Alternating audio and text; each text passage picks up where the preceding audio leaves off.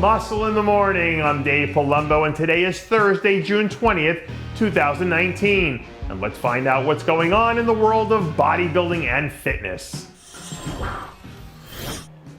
Now that we're here in the streaming age of Netflix and Hulu, it feels like the days of watching commercials and movie trailers are slowly starting to be phased out.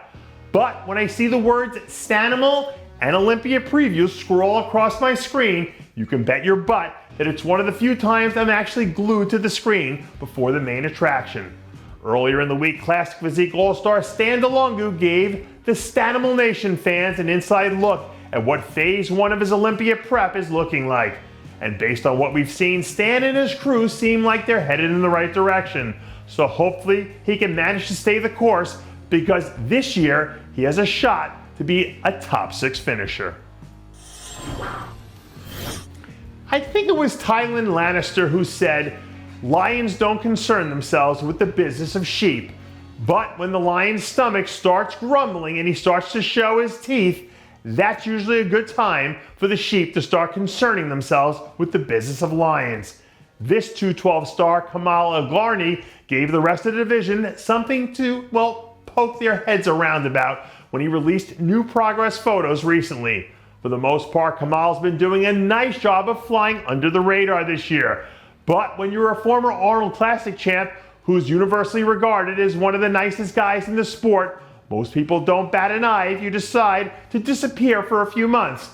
But now that he's ready to make his presence felt again, it'll be interesting to see what the reaction is.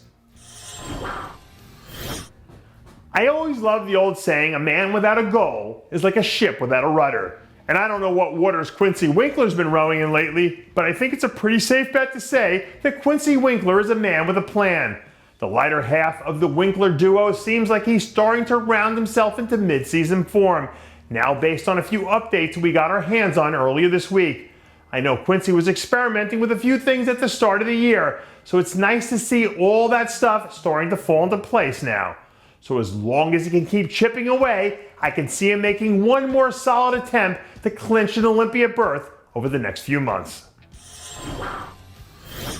I wanted to close out today's show with more of a philosophical question about what we think the championship ceiling is in the Classic Physique division. Right now, Breon Ansley and his 2 consecutive titles is the standard for dominance in a division that's still in its infancy. We've got Lee and Ronnie sitting at the top of Mount Olympus with their 8 Olympias, but in a division as new as Classic, we still don't know if that level of dominance is even possible. Men's Physique is relatively new, but Jeremy Buendia's little run only lasted 4 years. So I guess my question is this: what do we think the ceiling is for championships in this division? Right now, it seems almost impossible, but who knows? Someone has to set the standard. And I think it'll be fun to watch how this whole thing develops over the next decade, because I think in the long run, it's going to shape the future of bodybuilding. And that does it for yet another edition of Muscle in the Morning. I'm Dave Palumbo, reminding you to always be true to your passions, and make sure to follow us on Facebook, Twitter, and Instagram.